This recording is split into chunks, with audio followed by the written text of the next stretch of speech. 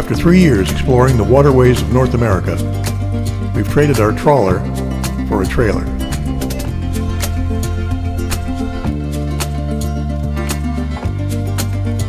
But we're still just passing through.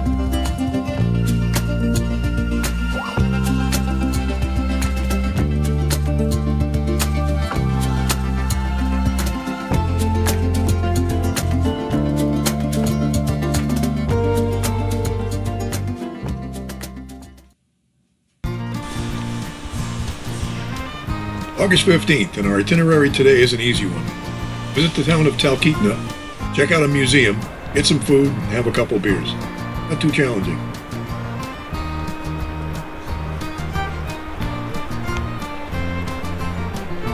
Talkeetna is a small town that developed as a result of the railroad coming through. It's also at the confluence of 3 rivers, which also helped.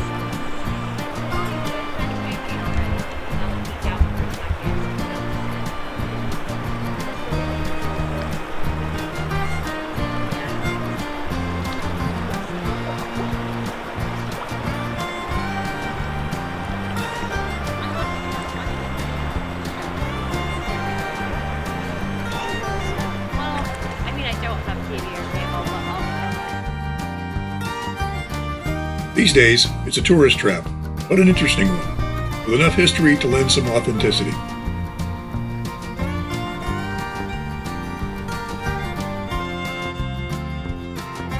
We visited the museum, wandered around, and as per our plan, had a couple beers and some milk.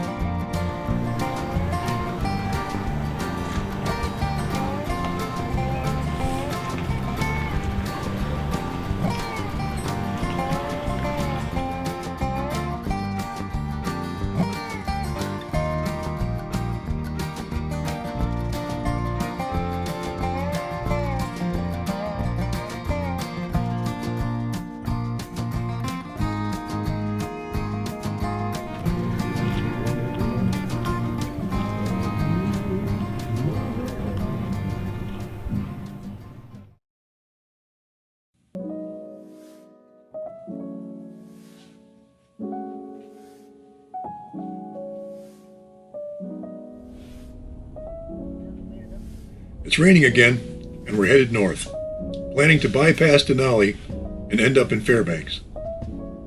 Why are we bypassing the Great Mountain? Because it's supposed to be rainy and cloudy for the next few days, and there's 0 chance we'd see the mountain. We're headed to Fairbanks because we're hoping to find some stuff to do while waiting for a weather window to go back to Denali.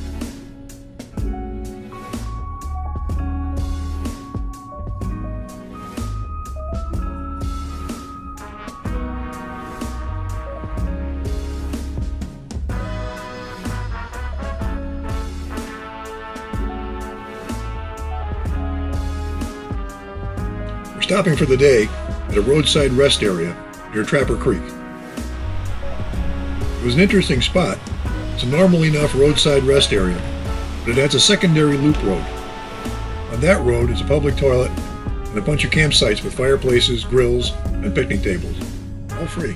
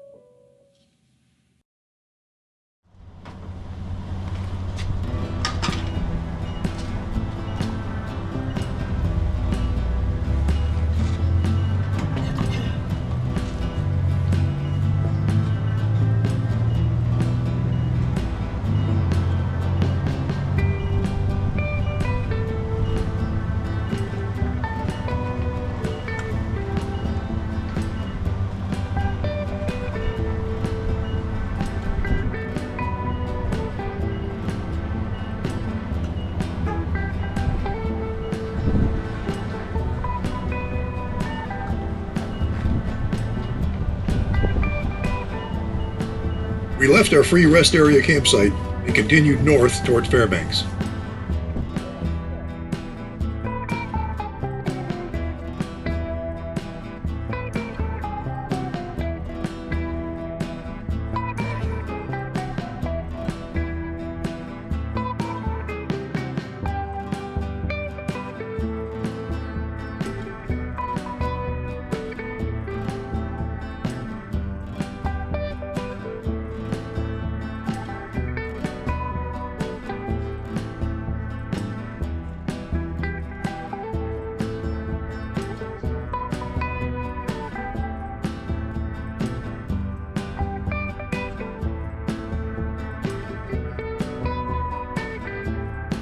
In the afternoon, we arrived at Fairbanks Chain-Up KOA, located on the Chainer River, just outside Fairbanks.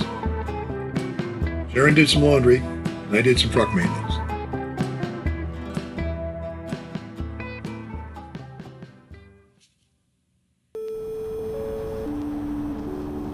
Today was supposed to be rainy, but warm, so we set out to do touristy stuff. Our first stop was the Fairbanks Visitor Center.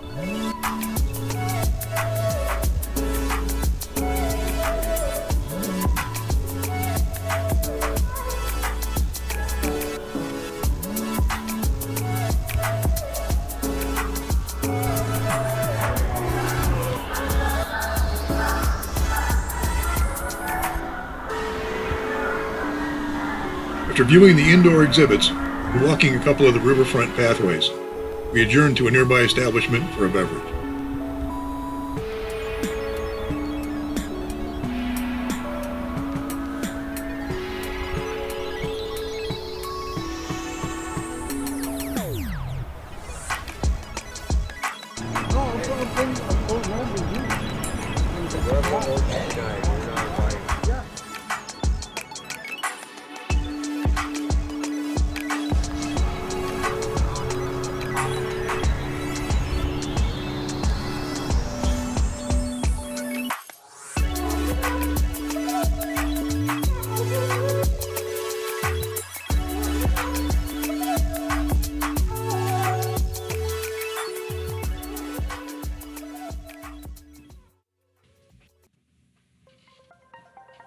From there, we headed to Steamboat Landing on the Chainer River for a 3-hour tour aboard the riverboat Discovery 3.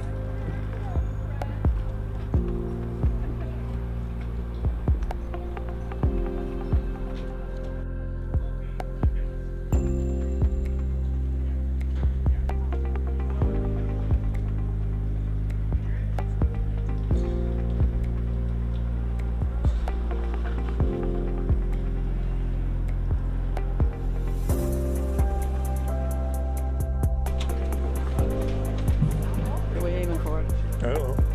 I'm just following you.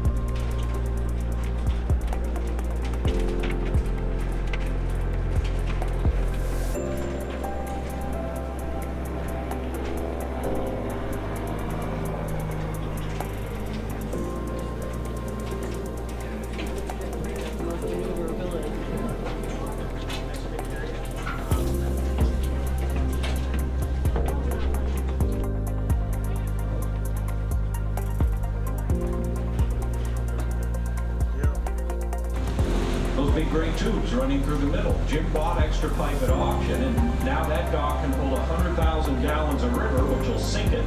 Put any of our boats on top and pump the water out, it all comes up like a big freight elevator.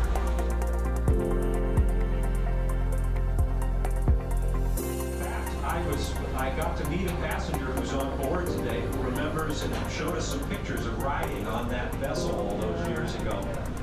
She's still fully licensed, by the way, could go out at any time.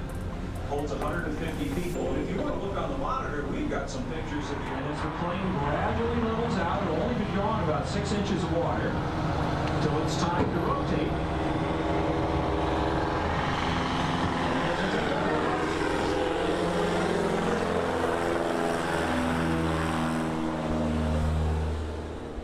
To it. Now our plane is circled around. One hop the landing a little, but anything you can walk away from is a 10, so we're going to give full credit. And there is 88 Zulu back on the Chena River.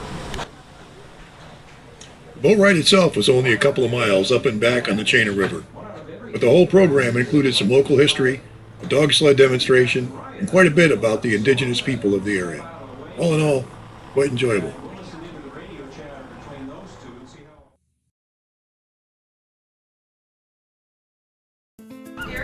But of course, rain or shine, we always take every dog out for exercise every day.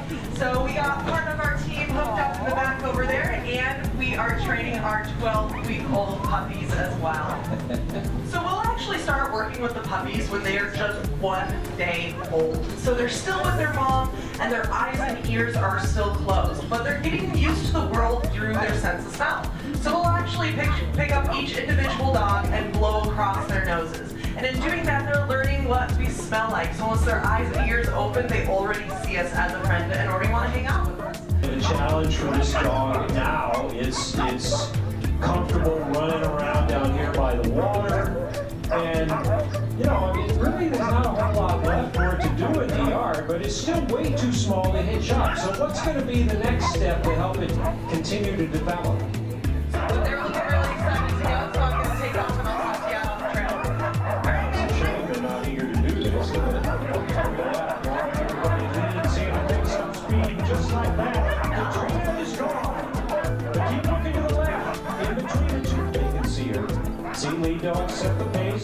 The rest of the team falls in behind nicely. All the dogs. I'm riding the brakes right now to try and keep them a little bit slower so it's easier for me to control the four-wheeler. But just like any kind of training run, I'm actually looking at my dogs more than I'm looking at the trail. I'm paying attention to their body language. They're all going to just eat there and see. Nicely down the tree out. Another great run. Here you'll be bringing dogs to the village, which is always great to see them up close. And then that statue of Granite given to Susan and her husband David to commemorate Granite's career. But that statue is not the only way Granite has been immortalized, because there's also the book about him they wrote. And I'm hoping that if anybody decides, just like this, sort of a snapshot of what Jim used to see during his freight runs. It's not representative of a modern village, of course, but more like a time capsule. Plus, we're going to learn about fish camp. You see the fish wheel over to the right, the smokehouse on shore. Most importantly, our expert on salmon, Annette, with the catch of the day. Hello there. Well, hello everyone. Here I have a chunk salmon, and when you folks turn around and come back upriver, I'll tell you how we cut and prepare this for our dogs to eat in the winter. And I'll also tell you a little more about fish camp life. Yep, fishing in the summer. Well, we'd like for you to see him in this setting, while emphasizing again how nothing goes to waste in Alaska Native culture. A timetable either. Very nicely done. Why, though, not just get that right into the smokehouse now? You say you're going to leave it exposed out in the open? Well, we don't like to put a wet drippy salmon directly into the smokehouse because then it could mold. So I'm going to hang it up on the drying racks until it stops dripping and has a nice sheen or a glaze on it. And then it can go into the smokehouse. Keep in mind that every family and region have their own preferences and techniques to smoking salmon.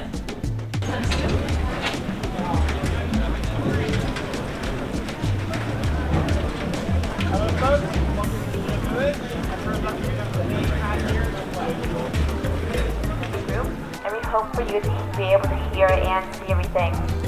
After the tour, you will have some free time to roam around, ask questions, and take any pictures you may miss. Now around us, you can see examples of some of the largest game animals found here in the interior of Alaska.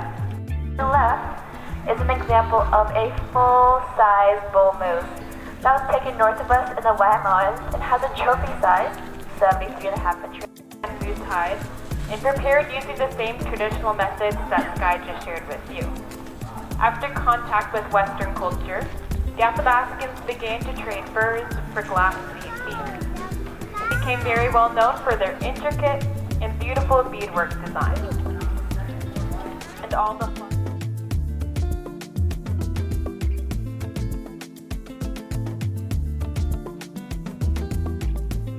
The Alaska Native nomadic lifestyle experienced major shifts after Western contact, as missionary traders and trappers all introduced new metal tools, food, education, and culture practices.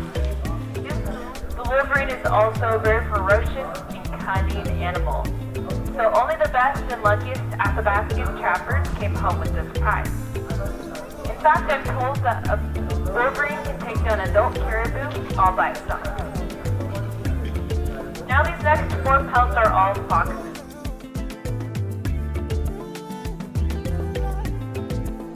The early Athabascans were efficient hunters and gatherers that would follow herds of game almost every single day just to provide for their families. This meant roaming the Arctic and always being on the move.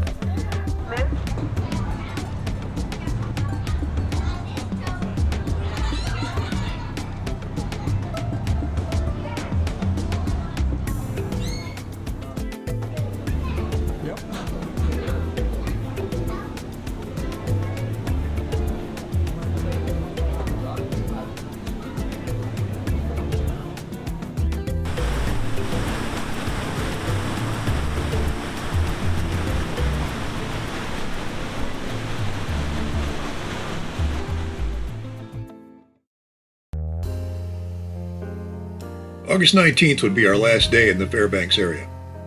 After running a couple errands, we made a stop at Pioneer Village. It was a rainy day, so the place was pretty much empty.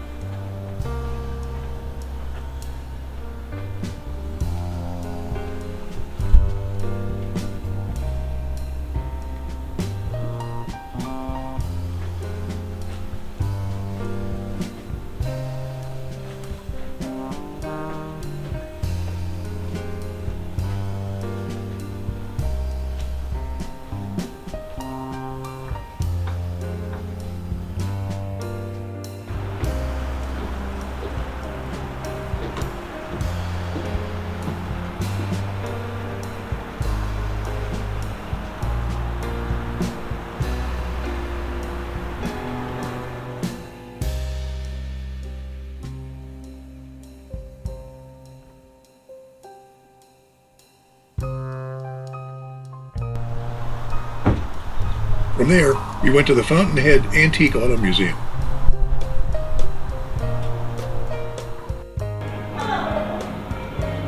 This is one of the well-known attractions in Fairbanks, and for good reason. Lots of immaculate old cars, and they all run. The museum also includes a huge selection of fashions from the same era.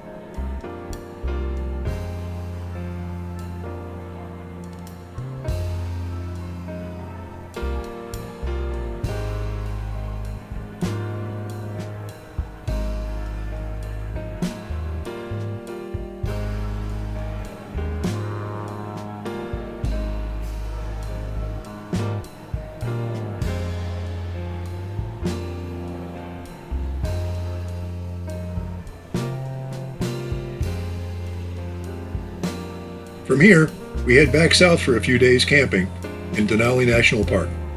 The weather isn't supposed to be great, but I guess we'll see.